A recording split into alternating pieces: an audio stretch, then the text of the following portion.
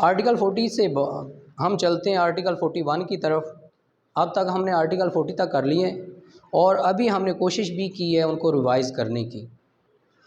जैसा आपका रिस्पांस था इसको ज़रा और इम्प्रूव कर लिया जाए तो वो ज़्यादा बेहतर है। लेकिन अब हम ऑनवर्ड चलते हैं आर्टिकल 41 की तरफ। फर्स्ट ऑफ ऑल इसकी टाइटल स्टेटमेंट पढ़ते हैं। Confession made after removal of impression caused by inducement, threat और प्रॉमिस रेलिवेंट। अब इसको अगर आर्टिकल 37 से रिलेट करके पढ़ें, 37 में वो ये बताता है अगर कन्फेशन वाया थ्रेट, इंड्यूसमेंट या किसी लालच के ज़रिए या किसी प्रॉमिस के ज़रिए ली जाए तो उसकी लॉ में वैल्यू नहीं है, वो इररेलेवेंट है in criminal proceeding.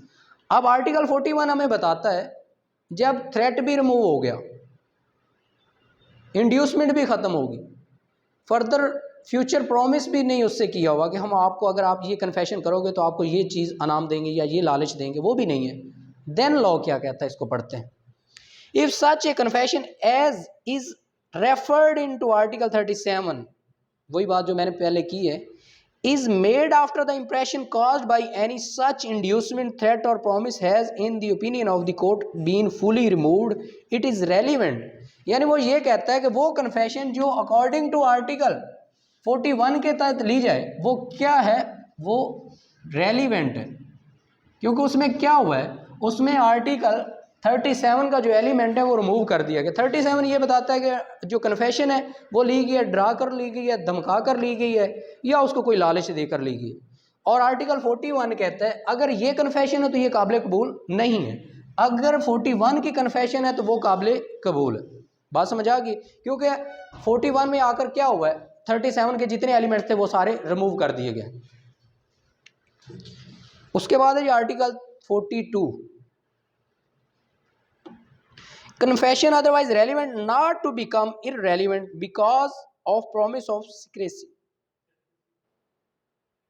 If such a confession is otherwise relevant, it does not become irrelevant merely because it was made under a promise of secrecy or in consequence of a deception practiced on the accused person for the purpose of obtaining it, or when he was drunk, or because it was made in answer to question which he need not have answered, whatever may have been the form of those questions, or because he was not warned that he was not bound to make such confession and the evidence of it might be given against him, provided that the provision of this article shall not apply to the trial of cases under the law relating to the enforcement of hudud।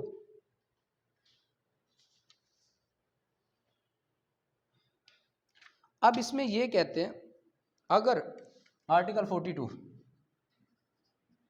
किसी से confession ली जा रही है, उस वक़्त उससे confession ली जा रही है जब वो सेंस में नहीं है, उसको पता ही नहीं है वो जो बोल रहा है, जो बात कर रहा है, उसका वो आंसर देने का पाबंद भी है या नहीं है, या उसको ये बताया ही नहीं जा रहा कि जो क्वेश्चन आपसे किया जा रहा है आप बाउंड नहीं है इसका आंसर देने के, जब वो अपनी सेंस में नहीं है, एक चीज़ को प्रॉपर सुनने में समझने में कासर है, तो वो चीज़ उस पर बाइंडिंग नहीं है। इसमें लॉ ये कहता है, जजमेंट्स भी हैं, जो कन्फेशन, जो इतराफ़ जुर्म आप किसी से कसम दिलवा कर, कोई वादा लेकर, कोई राज रख कर लेंगे, वो कन्फेशन जो है इनएडमिसिबल है, इल्लीगल है। ठीक है, बात समझ आ गई? यानी आप किसी बंदे से कोई कसम लेते हैं, उससे कोई सीक्रेट डील करते हैं, उससे कन्फेशन लेने के लिए, एतराफ़ करवाने के लिए, तो लॉ ये कहता है कि जो भी होगा खुलेआम होगा, इन कोर्ट होगा। इससे बिहाइंड द सीन आप जो भी करेंगे वो इनएडमिसिबल, लेकिन ऐसा होता है। अब लॉ को दिलों की बातें थोड़ी पता होती हैं, अंदर खाते क्या हुआ, तो ये बिहाइंड द सीन है, होता ज़रूर है। उसके बाद है आर्टिकल 43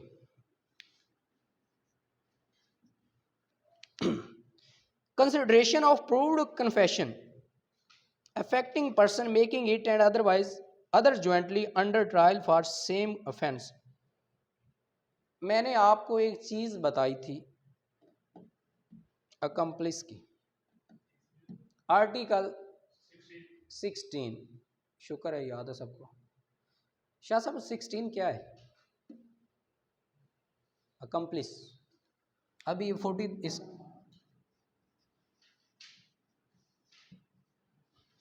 इसका ये है कि अगर वादा माफ गुआ, शरीके जुर्म, शरीके हयात नहीं है, इनकी शादी थोड़ी हुई है ये मुजरम है।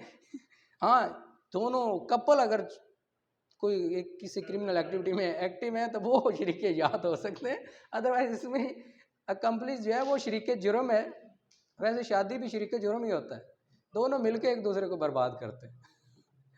तो साथी, वादा माफ गवाह, शरीके जुर्म, वो ये कहते हैं कि अगर एक आपका अपना साथी कोई गवाही देता है आपके खिलाफ, यानी 3-4 लोगों ने कोई काम किया है, एक उसमें बताता है जी हम सब ने मिलके किया है, उसकी वैल्यू आप पर ज़्यादा है, यानी वो चीज़ों को ज़्यादा सपोर्ट करेगा, वो ज़्यादा कॉम्पिटेंट टेस्टिमनी है। उसके बाद इसको पढ़ते हैं, when more person than one are being tried jointly for the same offence and a confession made by one of such person is proved, यानी वो ये कहते हैं कि एक केस में एक से ज़्यादा लोगों को ज्वाइंटली ट्रायल किया जा रहा है, ज्वाइंटली उन पर इन्वेस्टिगेशन की जा रही है, देखा जा रहा है, उनमें से कोई एक बंदा भी उस जुर्म को कन्फेस कर लेता है कि जी हमने मिलके किया, अकम्प्लिस वाला सीन। यानी 43 को आर्टिकल 16 के साथ जब पढ़ेंगे तो वो आपको बात सारी समझ आ जाएगी।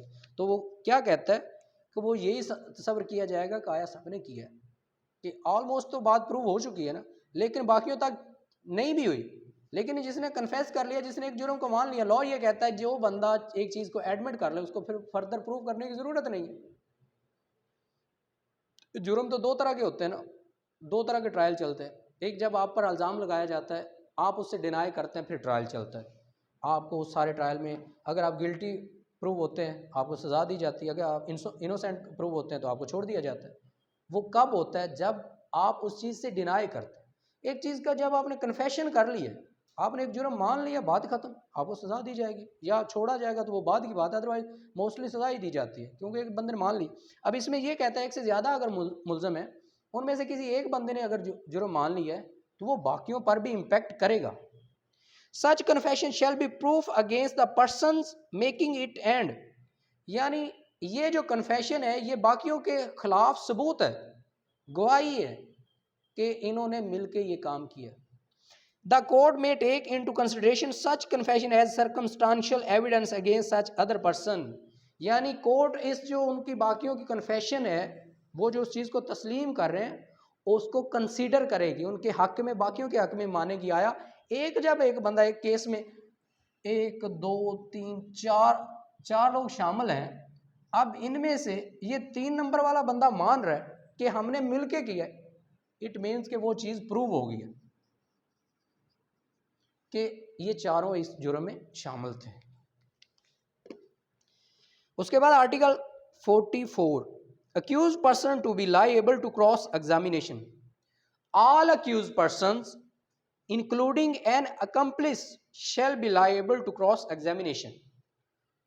अब एक बंदे से सवाल पूछा जाता है, जितने भी एक ट्रायल में मुलजम होते हैं उनसे जब भी गवाह होते हैं, जब भी उनसे सवाल पूछा जाता है तो अक्यूज जिन पर इल्ज़ाम भी लगाया जाता है क्रिमिनल प्रोसीडिंग में, फॉर एग्जांपल कोई कत्ल का मुलजम है, जब उस पर सारी चीज़ें चार्जशीट फाइल की जाती है, चार्जशीट तैयार की जाती है, तो उसके बाद जब उस पर सवाल होते हैं उस पर क्रॉस करने के हर किसी को राइट है।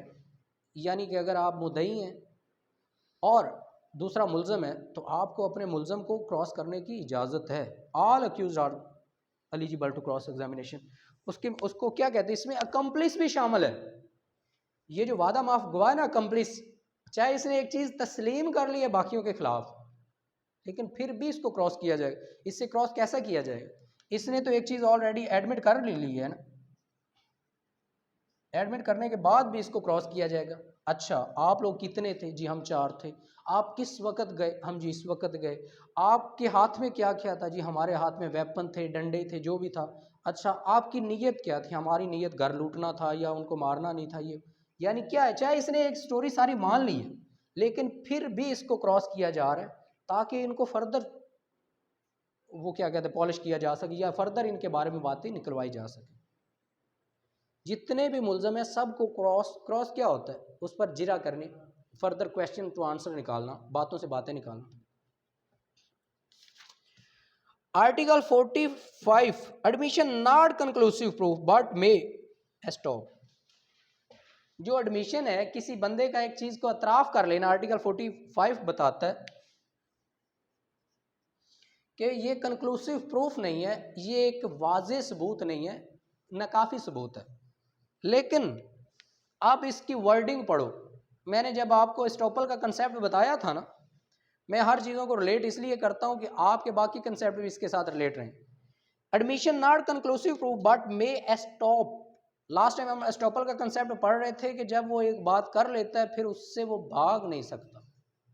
वो ये कहता है जो एक बंदा अतराफ जुर्म कर लेता है वो एक ना काफ़ी सबूत नहीं होता या उस पर ही मुतमिन नहीं रहा जा सकता, लेकिन जो बंदा अतराफ करता है उस पर स्टॉप लग जाता है, उस पर ये लग जाता है भाई इसने अब मान लिया, ठीक है ठीक है। जो बंदे ने जिसने एक स्टेटमेंट दी है, अब वो फर्दर उस स्टेटमेंट को जब चेंज करेगा, लॉ कहेगा नहीं तूने खुद statement the. Admission are not conclusive proof of the matters admitted by they may operates as estoppels under the provisions hereinafter contained। बात समझ आ गई? वही कि जो एक बंदा कन्फेस कर लेता है, एक चीज़ को एडमिट कर लेता है, मान लेता है, वो चाहे ना काफ़ी सबूती हैं लेकिन उनको उनसे मुकरने नहीं दिया जाएगा।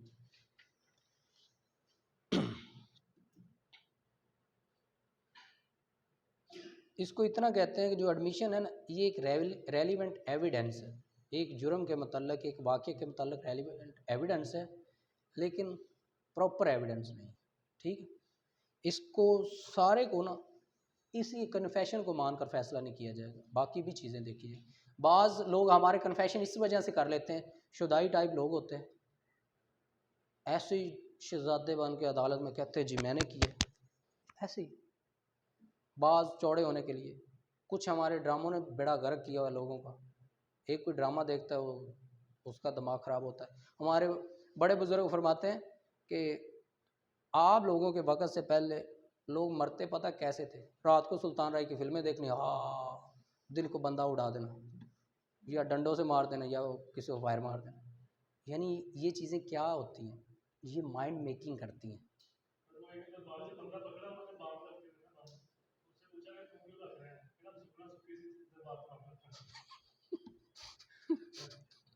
यानी सुखना मतलब उसने मन्नत मांगी हुई थी कि मैंने दरबार पे बम रखना है।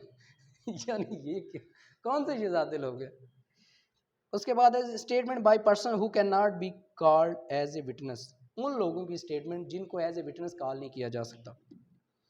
आर्टिकल 46 है cases in which statement of relevant fact by person who is dead or can not be found witness is relevant.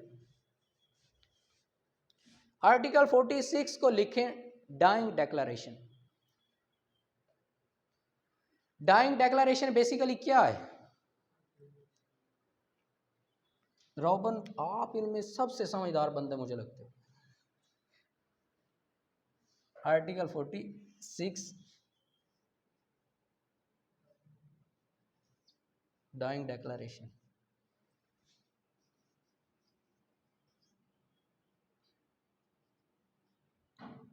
तो इसमें क्या कहते हैं? डाइंग डेक्लेरेशन बेसिकली वो होता है जिसमें वो क्या कहते हैं, एक मरने वाला बंदा जो स्टेटमेंट देख जाता है उसको डाइंग डेक्लेरेशन कहते हैं। ठीक है, बात समझ आ गई? इसको अब हम पढ़ते हैं सारे को। इस सारे को, ये बहुत लंबा आर्टिकल है लेकिन इसको हम फर्दर शॉर्ट करते हैं। वो कैसे करते हैं वो मैं आपको बताता हूँ।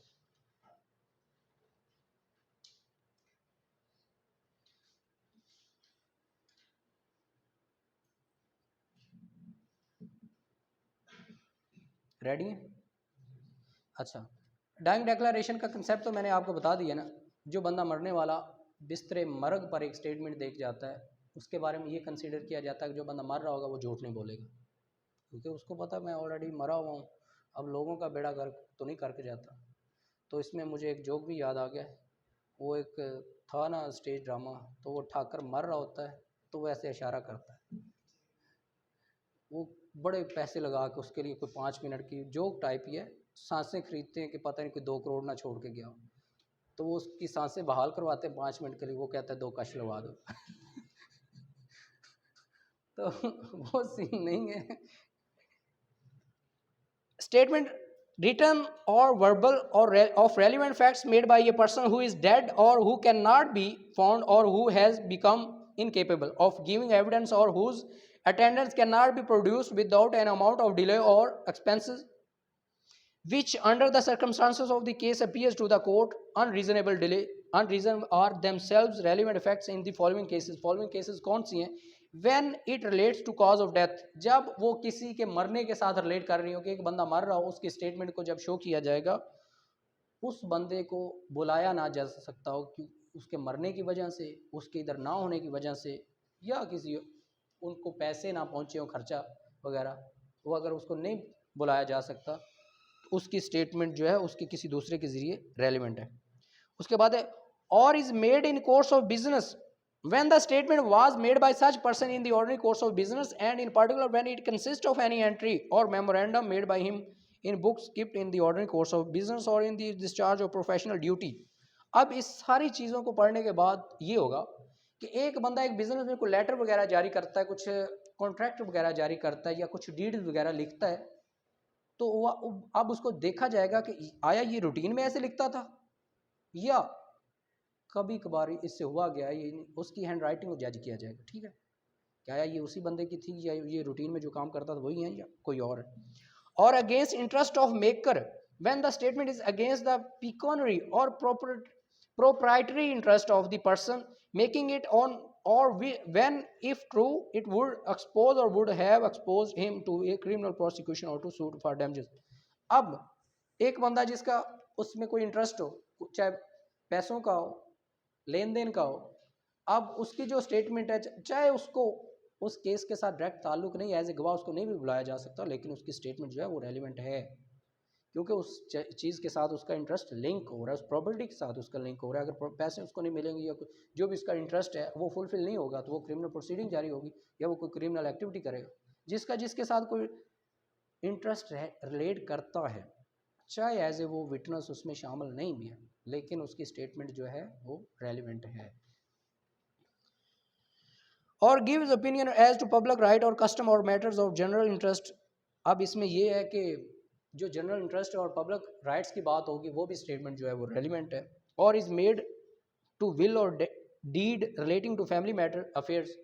अब एक फैमिली अफेयर्स के मतलब कोई क्वेश्चन आता है, कोई बात आती है, तो उससे पहले वो देखा जाएगा कि आया ये चीज़ इनकी फैमिली के साथ बिलोंग करती है या नहीं करती, या जितने ये बच्चे हैं, जितनी फैमिली हैं, ये विल किन किन तक है, किन तक नहीं, वो भी रेलिवेंट है।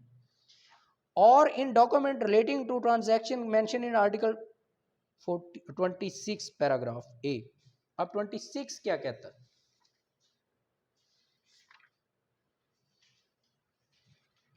वो वही बात करता है जब ये कस्टम्स के मुतालिक बात आती है, जब राइट और कस्टम की बात आ जाए कि आया ये चीज़ इधर है।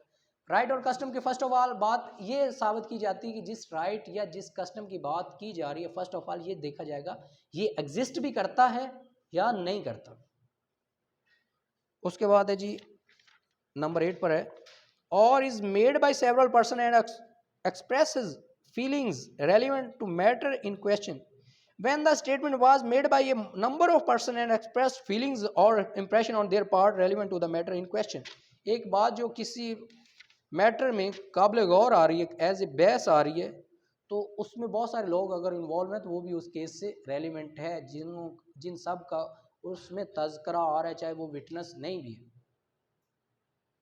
एक प्रॉपर्टी एक मसला होता है, उसमें कुछ लोग ऐसे ही शामिल हो जाते हैं, यानी कि यार वो भी था, इसने भी ये मैटर होते हुए देखा था, चाहे उनका गवाहों की लिस्ट में नाम शामिल नहीं है, लेकिन अगर वो कोई बात करते हैं तो वो रेलिवेंट ज़रूर होती है क्योंकि वो उस मैटर के मुतल्लिक़ कर रहे होते हैं, स्पेसिफाई इशू के मुतल्लिक़ बात कर रहे होते हैं। 46 A relevancy of information generated received or recorded by automated information system. इसमें बात ये हो रही है कि वो चीज़ें जो ऑटोमेटेड है, फैक्स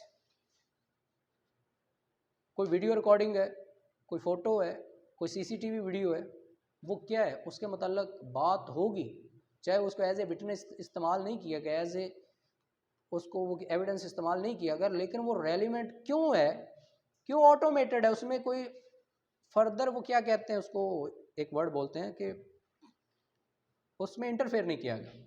फॉर एग्जांपल कुछ एक्टिविटी होती है, हमने अक्सर देखा है, अक्सर हम टीवीज़ पे देखते हैं, केसेस में देखते हैं, जो ऑटो जनरेटेड वीडियो होती है, ऑटो जनरेटेड पोस्ट होती है, वो अक्सर लोगों को फंसा जाती है। मुकद्दम वाला केस देख लो, लड़की भाग रही है, बार बार सीसीटीवी वीडियो आ रही है। अब सिद्धू मूसे वाला मरा है, उसकी गाड़ी की जाती हुई वीडियोज़ आ रही, यानी अक्सर लोगों को मरते हुए हमारे पास वीडियोज़ आ जाती। अब एक बंदा एक घर में एंटर होता है, वो आते हुए मालिक मकान को मारना शुरू कर देता है, उसको आइडिया नहीं होता कि घर में सीसीटीवी कैमरास लगे हुए हैं। अब वो जो वीडियो है उसको एज एविडेंस ना भी लिया जाए, लेकिन वो खुद साख्ता एविडेंस है,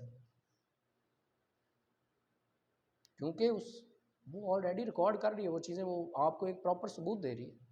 बात समझ आ रही? फैक्स होती है, वो जब चली जाती है, ये नहीं देखा जाएगा कौन भेज रहा है, चली गई है ना। व्हाट्सएप मैसेज है, फेसबुक मैसेज है, हमारी इवन तो जनरल चीज़ें हैं जो ऑटोमेटेड होती हैं। अब इन पर भी अब कितने केसेस होते हैं, लोग व्हाट्सएप की हिस्ट्री निकाल रहे हैं, फेसबुक के मैसेजेस पर क्लेम कर रहे हैं, फैक्स पर बात